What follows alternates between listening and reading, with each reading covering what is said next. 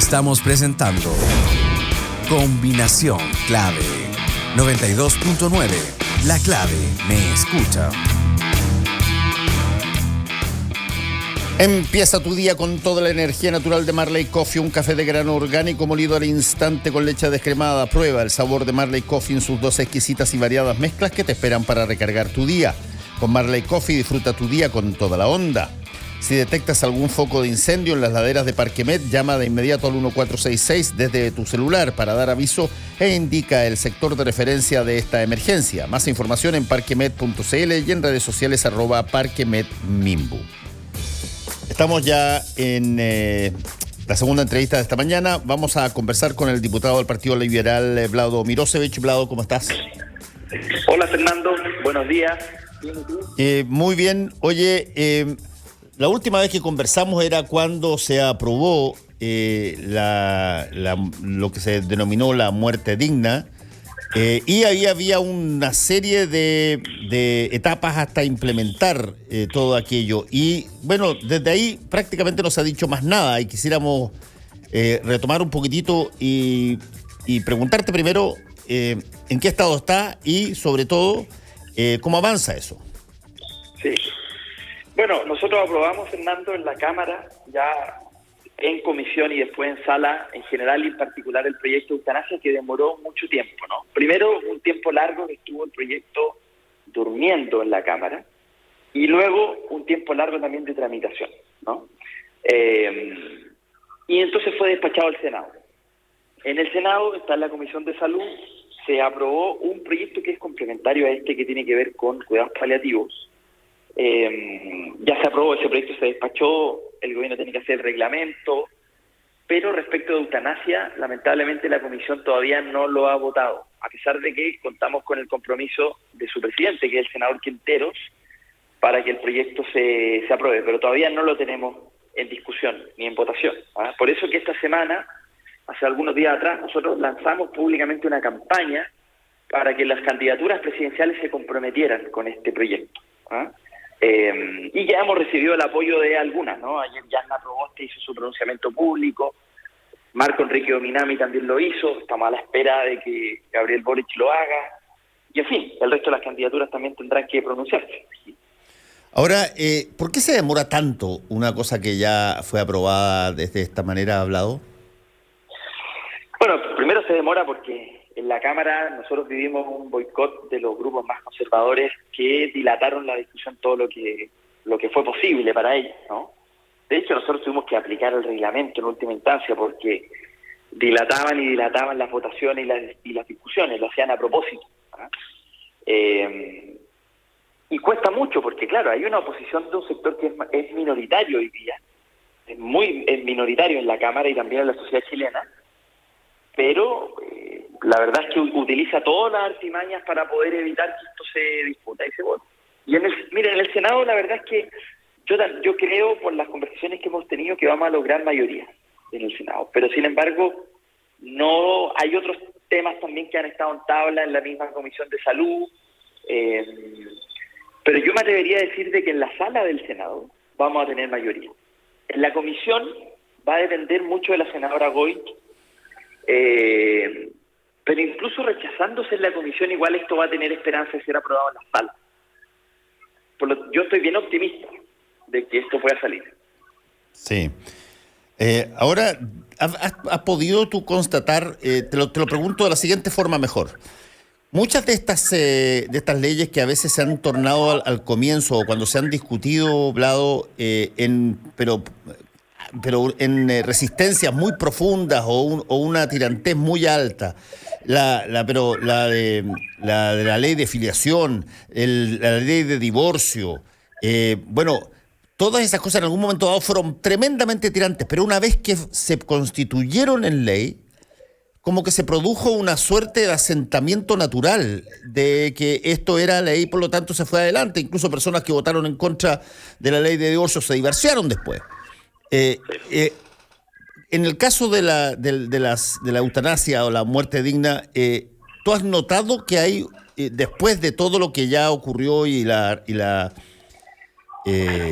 y la aprobación que se tuvo, ya no están las mismas las mismas barreras que existían tan duramente antes, ¿o no? Sí, sí, definitivamente, Fernando, porque cuando nosotros presentamos este proyecto, era un proyecto contracultural. O sea, si bien no teníamos encuestas, la verdad es que se sabía que era un proyecto que era difícil que lograra mayoría, ¿no? Pero luego empezaron a conocerse algunos casos de connotación pública. Estaba el doctor Almeida, que mandó incluso una carta pública al colegio médico, él era médico, ¿no es cierto?, que pedía la eutanasia. Y hay varios casos más de Valentina Maureira que sensibilizaron a la sociedad chilena. Y empezaron a aparecer encuestas. Y la verdad es que las encuestas muestran de manera muy categórica entre un 70 y un 80% favorable al proyecto.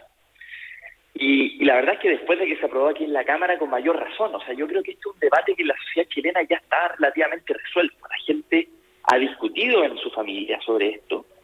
Y la conclusión mayoritaria, creo yo, es que, como se trata de un tema tan controversial, tiene que definirlo el propio paciente que está en esas circunstancias extremas.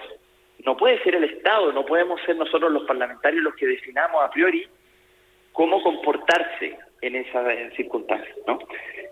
Yo creo que sí, Fernando, yo creo que esto ya está bastante avanzado culturalmente en Chile. Yo creo que, aunque nunca me gusta la frase de que Chile está preparado o no para este proyecto, porque muchos me lo decían en contra, Chile no está preparado, hace un par de años atrás me lo decían así, pero creo que en este caso la evidencia, la opinión pública mayoritaria lo pide de manera muy contundente, no hay mucha duda de eso. Sí, es interesante cómo se debaten estos tipos de temas que son muy potentes en términos emocionales. Y que además tienen un acervo cultural también muy fuerte, durante el momento en que se discute, porque no sé si que a ti te pasó conocer gente, pero era bien impresionante. Yo conocí montones de personas que para ellos, en particular, para su propia persona, estaban dispuestos a hacerlo, pero no para nadie más. Que una cosa dice, mira, yo no quiero estar pasándola sufriendo colgado de máquinas y que mi familia quede pero endeudada de por vida. No me interesa eso y por lo tanto no tengo ningún problema. Pero no creo que nosotros podamos lisa y llanamente aceptar esto para así como un estándar, sino que es casi como diciéndolo, mira, esto lo tiene que decidir cada cual, pero no puede ser una ley de la República, llamémoslo así. Yo creo que eso se ha ido invirtiendo, Fernando, porque yo hoy día escucho a mucha gente que dice un poco el argumento contrario, es yo no puedo decidir por la otra persona. O sea, si yo estuviera en esas circunstancias me gustaría tener la libertad de yo poder decidir. Y probablemente tiene que ver con que han visto experiencias cercanas de familiares, de amigos, de seres queridos que en el final de la vida, en una enfermedad que produce un deterioro y un dolor intolerable, la ley habla del dolor intolerable, viendo esa experiencia ahí humana, la verdad es que los dogmas conservadores no se caen solos. O sea, yo creo que la gente viendo la experiencia de sufrimiento se sensibiliza y dice, bueno, ¿esto quién tiene que decidir? Porque la ley actual lo que hace en el fondo es obligarte a sufrir. O sea, la ley actual no te ofrece alternativas. Usted tiene que sufrir hasta el final de sus días, a través de la muerte natural. No hay otro camino. Claro, hay un camino de cuidados paliativos, que nosotros logramos con esta otra ley que te mencionaba, complementaria, se universalizó el derecho a cuidados paliativos. Antes era solo para enfermedades asociadas al cáncer. Hoy día se universalizó, logramos una gran conquista. Pero eso es insuficiente igual, porque hay pacientes que, a pesar de estar en programas de cuidados paliativos, que en general son muy buenos, y hay muy buenos profesionales paliativistas en Chile que se dedican a esto, pero incluso así hay un porcentaje de pacientes que aún así decide o quiere decidir libremente sobre morir con dignidad. Dime una cosa, Vlado, ¿qué porcentaje tú crees de las personas que están a favor toman en cuenta no solamente el padecimiento personal, pero sobre todo el padecimiento económico que eventualmente pueden dejarle al resto de la familia? Bueno, es una discusión bastante profunda en los países donde hay eutanasia, pero en general lo que se ha demostrado, primero que no son, como los conservadores creen, una gran mayoría de casos que pide la eutanasia. Y de hecho yo, conversando con muchos médicos en la tramitación de esta ley, y médicos paliativistas que se dedican ya al final de la vida, es impresionante cómo te cuentan de que el paciente, más allá de una cuestión racional, el paciente mayoritariamente se aferra a la vida, mayoritariamente. Y entonces los países donde hay eutanasia, estamos hablando de porcentajes que no superan en ningún caso el 15%. En la mayoría de los casos incluso está por debajo de las 2 cifras.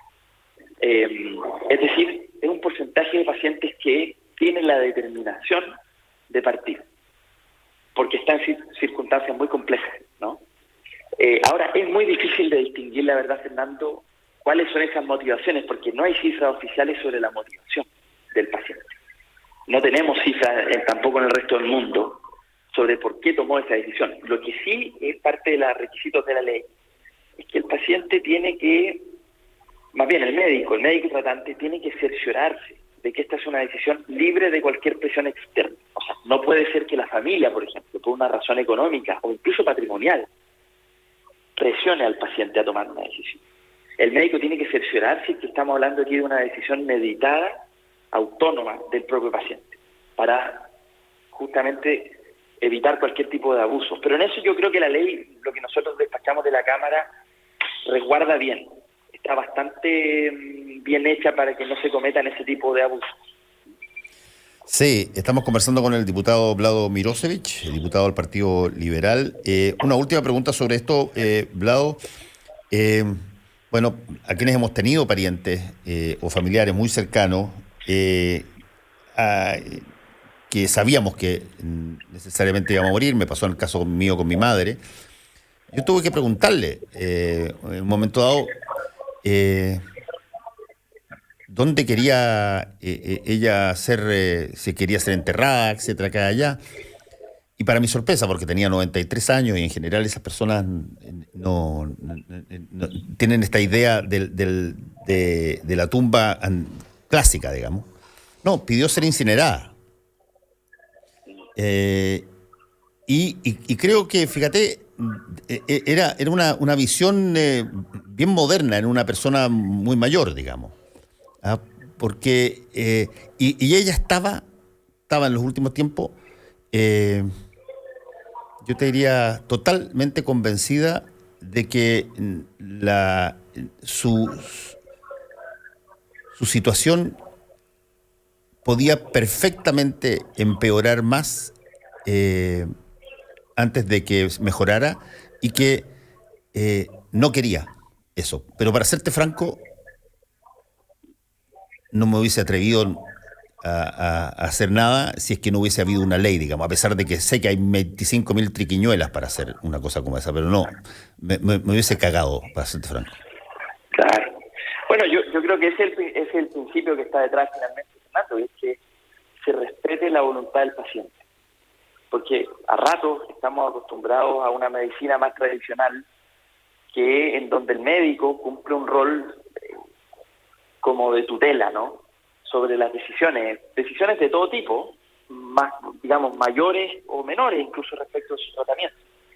Pero en este caso lo que ha ido evolucionando es que esta medicina y también las familias tenemos que tener un cambio cultural de ser muy respetuosos de lo que el paciente quiera. Y entonces esta ley va en esa misma línea de lo que tú comentas, que es el médico tiene que informar de todas las alternativas que tiene el paciente. Y el paciente tiene que tomar la decisión y la familia en estos casos no puede intervenir. O sea, la familia no puede decidir por el paciente respecto de eutanasia, porque eso se puede prestar para cualquier tipo de abuso, ¿no? Aquí solo el paciente, de manera expresa, tiene que pedir, y a través de un procedimiento que no es muy burocrático, porque si lo poníamos muy burocrático podía sobreregular y al final que se tratara de algo impracticable. Entonces hicimos una regulación justa donde el paciente, a través de un procedimiento tiene que solicitar la eutanasia, ¿no? Pero es solo el paciente el que tiene el derecho a hacerlo. Nadie puede reemplazarlo en esa decisión, ¿no? Y dime una Así cosa, que va en esa línea. dime una cosa, Vlado, ¿y cuál ha sido la reacción después de que pasó, se aprobó todo esto? La anterior la conocemos más o menos bien, pero después de que pasó ya la ley y todo, ¿cuál ha sido la reacción de la comunidad médica al respecto? Mira, ha sido muy interesante porque lo primero, cuando recuerdo una reunión que tuve con la presidenta del Colegio Médico, y me dijo una frase que yo creo que es bastante sabia, esta no es una decisión, no es una discusión de la medicina, ni de los ni de nuestro gremio, dijo, sino que es una discusión de la sociedad, que se tiene que dar en el Congreso. Entonces, a mí me pareció que fue muy, muy prudente, muy sabia, porque parte de la base de que esta no es una discusión técnica de la medicina. Pero, sin embargo, en la sociedad de cuidados paliativos tenían una cierta sospecha de decir, pero ¿por qué primero vamos con eutanasia y no con cuidados paliativos? En fin. Entonces había una cierta distancia, pero luego, cuando se dieron cuenta de que nosotros íbamos a aprobar primero cuidados paliativos y luego eutanasia, que no son en ningún caso contradictorias, la verdad es que ellos están hoy día mucho más partidarios, no solo partidarios de la ley, entienden el proceso que estamos haciendo, que al final se trata de garantizar una muerte digna en todas sus dimensiones, no solo en eutanasia, también en cuidados paliativos. Entonces, el paciente decidirá cuál es el camino que quiere tomar. Y yo te diría que hoy día es una posición mayoritariamente a favor. El Colegio Médico hizo una encuesta. En la encuesta no tengo las cifras a la mano, pero sobre un 60% estaba de acuerdo con que esto fuera ley, más cercano al 70%, y sobre un 56%, si no mal recuerdo, era partidario, o sea, estaba disponible para ellos practicar la eutanasia. Es decir, no iban a objetar, porque la ley considera la objeción de conciencia. O sea, estamos hablando de porcentajes bastante altos de médicos que entienden esta ley, que entienden la importancia de respetar la voluntad del paciente. Sí, tú has mencionado varias veces, Vlado, esa frase, respetar la voluntad del paciente. Bueno, ¿qué pasa con los pacientes que tienen comprometida su voluntad? Es una súper buena pregunta y el proyecto lo contempla, porque cuando un paciente no está en pleno uso de sus facultades mentales, obviamente entendemos no puede decidir por sí mismo, ¿no? No está en la libertad para poder decidir por sí mismo. Entonces lo que establece el proyecto es la posibilidad de una especie de testamento vital. No lo hemos llamado así porque no queremos confundirlo con cuestiones patrimoniales, pero en el fondo le llamamos voluntad anticipada. Yo puedo, incluso sano ahora, ir a un notario y establecer instrucciones previamente para el equipo médico. Y entonces, si es que estoy en una circunstancia de eutanasia, el médico está obligado a revisar un registro nacional y decir, mira, aquí tal paciente me dejó instrucciones previamente porque él ha perdido la conciencia, pero aquí están las instrucciones. Y esas instrucciones son vinculantes. Entonces, habilita la posibilidad de que cualquier persona, antes de perder su conciencia por la enfermedad que sea, o por un accidente, o por una enfermedad mental, lo que sea, deje claramente cuál es su voluntad. Y en caso que eso no pudiera ser posible, porque bueno, fuera una situación súbita, ¿no? ¿La familia tiene algo que decir al respecto? No, en esos casos, y fue una discusión que tuvimos con el equipo cuando redactamos la ley, y nosotros llegamos a la conclusión de que no sería coherente en nuestro proyecto, no sería filosóficamente coherente, si nosotros entendemos esto como un derecho, una libertad individual. No es reemplazable por un tercero, por lo tanto, incluso perdiendo la conciencia, el paciente no puede ser reemplazado por la familia. Entonces, claro, si tú no dejaste una voluntad anticipada y tuviste un accidente y perdiste tu conciencia de manera súbita sin poder reaccionar, el médico no puede practicar la eutanasia en ninguna circunstancia. Porque no sabemos cuál es la voluntad del paciente. No podemos saberlo. Sí. Ahora, es bien interesante porque esto de alguna manera puede promover a que las personas empecemos a pensar en esa posibilidad y sea una suerte de estándar rutinario más adelante el dejar una voluntad escrita respecto de qué pasa si es que acaso se dan este tipo de circunstancias que tú describiste. Claro, incluso la ley estableció un mecanismo a través de el carnet de identidad. Ahora, ese mecanismo yo creo que va a ser modificado o mejorado en el Senado, probablemente. Pero en el fondo, lo que queremos establecer es que cada persona tenga que hacerse la pregunta, ¿no? Sobre qué quiere, si está en una circunstancia así, cómo quiere ser tratado, o quizás no quiere ser tratado, porque es un derecho también del paciente el no ser tratado, el renunciar a un tratamiento. Eso fue un derecho del 2012 en la Ley de Derechos y Deberes del Paciente. Antes no, pero desde el 2012 en adelante yo puedo decir, ¿saben qué? Con mi tratamiento llego hasta acá, no quiero continuar, no quiero que me traten. Y claro, entonces, bueno, es un derecho y queremos que cada uno se haga la pregunta. ¿Cómo le gustaría ser tratado en esa circunstancia? Ahora, Vlado, hay aspectos de todo este tipo de cosas que hemos conversado que tengan una arista constitucional que eventualmente sea incluida dentro de las distintas cosas que se vayan a escribir en la próxima Constitución. Bueno, claro, hemos tenido esta discusión con varios constitucionalistas dentro del Partido Liberal. Y lo primero, respecto a la Constitución actual, el derecho a la vida. Hemos escuchado a los sectores más conservadores que dicen que este proyecto es contrario al derecho a la vida. Bueno, ¿cuál es nuestra interpretación? Es que como el derecho a la vida se trata de un derecho, no es una obligación. O sea, a mí la Constitución tiene que protegerme de mi integridad física y psicológica y de mi derecho a la vida, pero no me puedo obligar a vivir en cualquier circunstancia. No puede ser utilizado o interpretado ese principio de esa manera, como una obligación. Eso respecto de la Constitución actual. Ahora, respecto de la nueva, hemos conversado con varios constituyentes la posibilidad que se deje expresamente un principio de Estado laico más activo, nosotros le llamamos. ¿Qué quiere decir esto?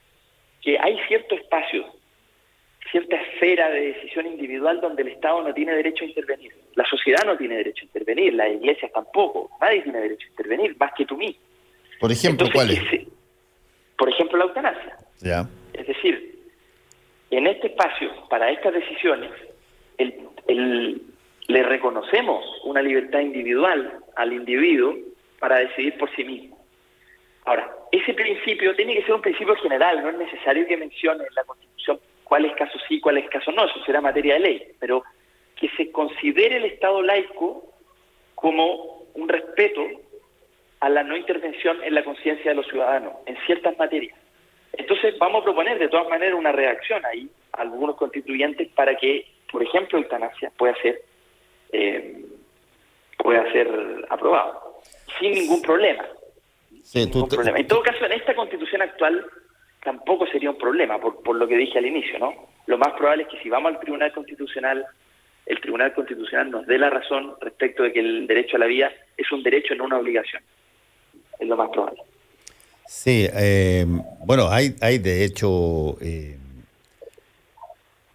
no sé si son derechos constitucionales, pero sí por lo menos hay ciertas cosas donde es obvio que la decisión tiene que venir única y exclusivamente de ti. Por ejemplo, nadie te puede obligar a casarte, digamos. Claro. Como sí pasaba hace un par de siglos atrás, donde eventualmente había matrimonios por interés o se daban las cosas de una determinada manera. Hoy día incluso hasta en la propia situación civil te preguntan al respecto. Pero nadie te puede forzar a una cosa como esa. Me imagino que algo como eso estás pensando tú. Exactamente, o sea, lo que queremos es que el Estado laico no consiste solo en que la Constitución no establezca una religión oficial para el Estado y para el país, ¿no? No basta con eso, que fue el avance de 1925, que ya fue un avance, o sea, se eliminó una religión oficial del Estado, está bien, pero no basta con eso. Porque si queremos tener un Estado laico activo, que sea respetuoso de la libertad individual, tiene que establecer este principio. Aplicable, por ejemplo, al matrimonio igualitario. Es un espacio de soberanía individual. No tiene por qué. ¿Cuál es el legítimo interés de la sociedad en no permitir que haya un matrimonio entre parejas del mismo sexo? ¿O cuál es el legítimo interés de la sociedad respecto de la eutanasia? No es una decisión de la sociedad. Por eso que a mí no me gustaba la frase, te lo decía hace un rato, el país no está preparado. Es que no se trata de una discusión del país, es una discusión individual. es una discusión con tu propia conciencia, ¿no? No sé, para tomar una decisión sobre mi propio cuerpo, en el caso de la eutanasia, no tengo que preguntarle a una mayoría. O sea, esto es un derecho que es contramayoritario, para ponerlo en términos constitucionales. Es contramayoritario y yo no tengo que preguntarle a la sociedad si están de acuerdo con que yo tengo el derecho de morir o no. Oye, desde ese punto de vista, ¿qué tan transversal es la mirada hacia esta situación en términos de los otros factores políticos, las otras bandos políticos, el oficialismo o incluso los grupos conservadores que también hay en la izquierda, por cierto? Claro. Yo, la verdad, Fernando, tenía siempre la impresión de que este proyecto, si lográbamos que se votara, íbamos a tener una mayoría. Y así fue. Siempre tenía esa esperanza por las conversaciones que tenía, ¿no? Que es la misma que tengo respecto al Senado. Yo creo que en el Senado nos va a ir bien. Y creo que en la convención va a ser igual. Va a haber una gran transversalidad de gente que ya a esta altura, incluso estando en contra personalmente de la eutanasia, por ejemplo, entiende a esta altura que ya no pueden ponerle ese criterio, esa creencia religiosa o del tipo que sea, no se la puede imponer a la mayoría de la sociedad a través de una ley. Esa distinción está, de hecho, un par de discursos aquí en la Cámara hicieron mención a eso, diciendo yo estoy en contra de la eutanasia personalmente, pero distingo respecto de que otros puedan tener el legítimo derecho de solicitarla. Esa distinción ha ganado mucho terreno y yo creo que vamos a lograr una gran mayoría. Por lo menos en la oposición logramos todos los votos. Sí. Por lo menos en la oposición, incluso votos de también logramos algunos. Lo que tomando en cuenta que es la oposición, pero es casi un milagro. De hecho, este es uno de los proyectos que yo diría fue posible gracias a la unidad de la oposición.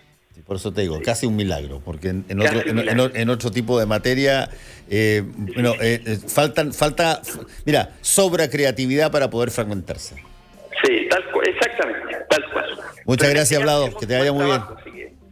Vale, Fernando, un abrazo. Chao. Porque la información, opinión y debate son una combinación clave.